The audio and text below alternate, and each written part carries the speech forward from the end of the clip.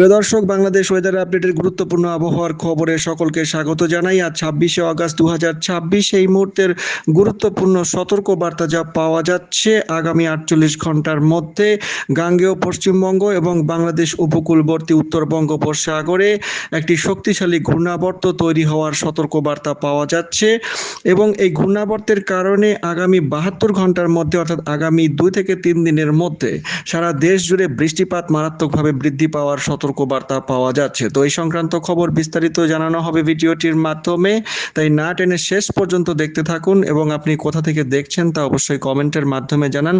সেখানকার বিশেষ আবহাওয়ার পরিস্থিতি তৈরি হলে আমরা অবশ্যই কমেন্টের রিপ্লাই দেব এবং আপনি নতুন হলে চ্যানেলটিকে অবশ্যই সাবস্ক্রাইব করে রেখে দিন প্রতিদিন নিয়মিত খবর সবার আগে পাওয়ার জন্য। তো প্রিয় দর্শক, এই মুহূর্তের আবহাওয়ার যে অবস্থা সারা দেশ জুড়ে দেখা যাচ্ছে, মৌসুমি বায়ু দেশের ওপরে মোটামুটিভাবে সক্রিয় রয়েছে এবং উত্তর বঙ্গোপসাগরে যথেষ্ট বেশি সক্রিয় দেখা যাচ্ছে।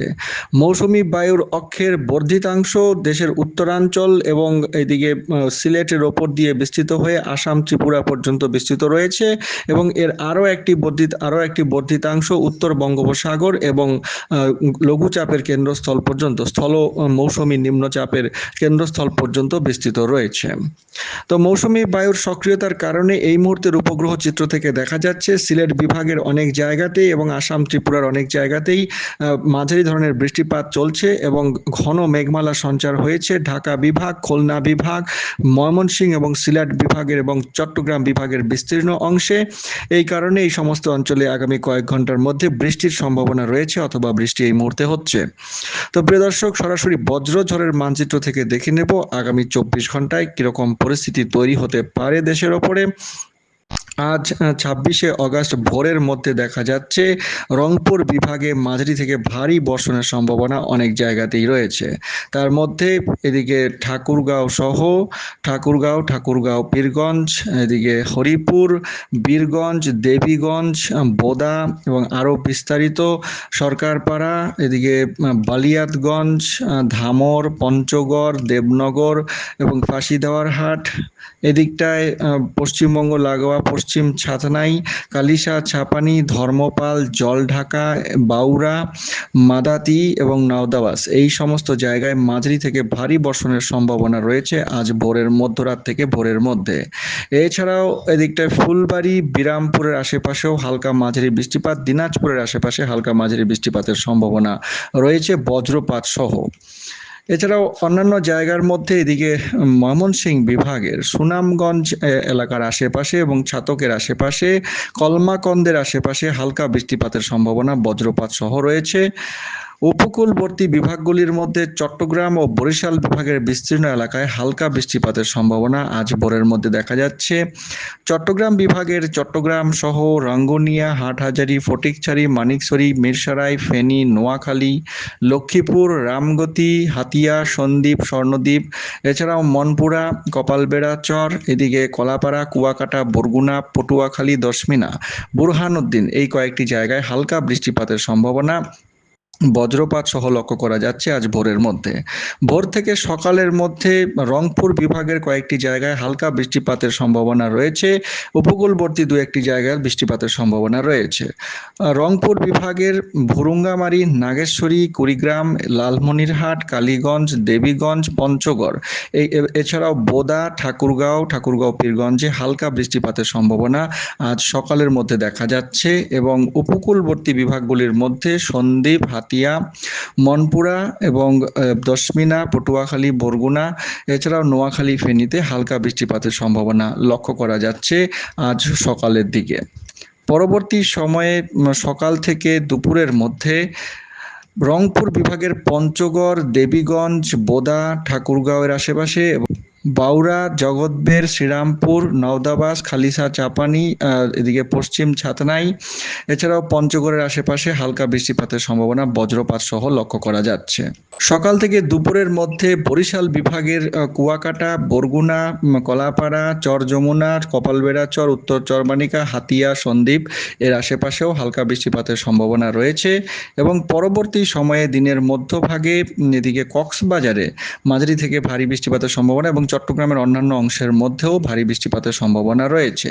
কক্সবাজার এই দিকটায় নাইখনসারি, পিঞ্জিরকুল, বাইসরাই, আলীকাদম, পোয়ামুহুরী, ঈদগাঁও, এদিকে খোটাখালী, লামা, চকারিয়া, গাজালিয়া, ঘালাঙ্ঘা, রুমা, থানচি এই কয়েকটি জায়গায় বজ্রপাত সহ মাঝারি বৃষ্টিপাতের সম্ভাবনা রয়েছে। এছাড়াও আলীকিয়ং, বান্দরবান, এছাড়াও পাতিয়া, আনোয়ারা, চট্টগ্রাম এই কয়েকটি জায়গাতেও বজ্রপাত সহ হালকা বৃষ্টির সম্ভাবনা দেখা যাচ্ছে দিনের মধ্যভাগে।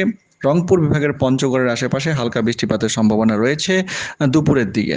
দুপুর থেকে বিকেলের মধ্যে চট্টগ্রাম বিভাগের অনেক জায়গাতেই হালকা বৃষ্টিপাতের সম্ভাবনা থাকছে। খাগড়াছড়ি, কাপ্তাই লেক, লাঙাডু, এছাড়াও এদিকে রাঙামাটি, মানিকছড়ি, রঙ্গনিয়া, বিলাইছড়ি, বান্দরবান, লোহাগাড়া এই কয়েকটি জায়গা হালকা বৃষ্টিপাতের সম্ভাবনা রয়েছে। খুলনা বিভাগের যশোর সহ খুলনা, মংলা, শ্যামনগর, কালিয়া, মগুরার আশেপাশে এবং এদিকে মাদারীপুর, বরিশালের আশেপাশেও হালকা বৃষ্টিপাতের সম্ভাবনা লক্ষ্য করা যাচ্ছে বজ্রপাত সহ।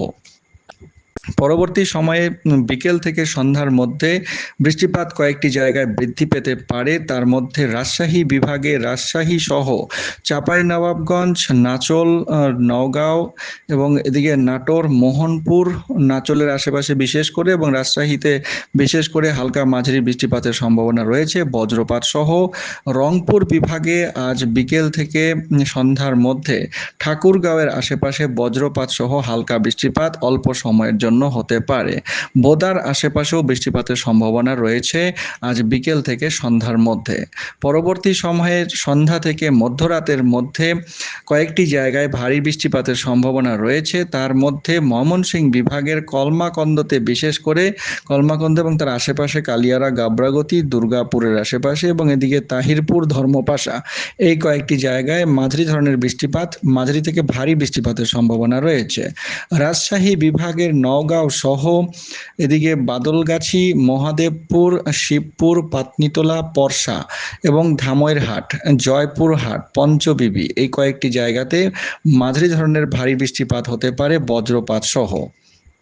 তো প্রিয় দর্শক, পূর্বাভাস অনুযায়ী বৃষ্টিপাত পাওয়া যাচ্ছে কিনা সেটি অবশ্যই কমেন্টের মাধ্যমে জানাবেন, কারণ পূর্বাভাস মানেই যে সেখানে বৃষ্টিপাত হবে তা কিন্তু নয়। যেখানে সতর্কতার কথা বলা হচ্ছে সেখানে বৃষ্টিপাত হতে পারে, তবে পূর্বাভাস মানে বৃষ্টিপাতের সম্ভাবনা রয়েছে। এছাড়াও পরবর্তী সময়ে মধ্যরাতের দিকে সিলেট বিভাগের জাকিগঞ্জ, কানাইঘাট, চরখাই, মলাইতিলা এদিকটায় গোয়াইনঘাট, জয়ন্তিয়াপুর, জাফলং, ভোলাগঞ্জ, ছাতক এবং সুনামগঞ্জের আশেপাশে মাঝারি ধরনের বৃষ্টিপাত, ভারী বৃষ্টিপাত হতে পারে।